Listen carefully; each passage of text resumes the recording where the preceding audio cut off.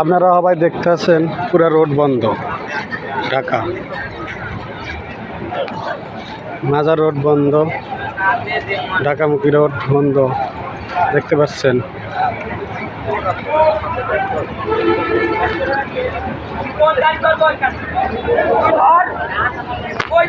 বিষয়টা দেখতে পাচ্ছেন আপনারা।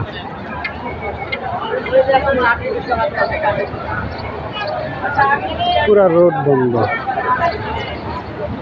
বিষয়টা আমি এখনো বুঝতে পারি নাই যে কি কারণে রাস্তাটা এই মুহূর্তে বন্ধ আছে প্রায় 2 ঘন্টা যাবত।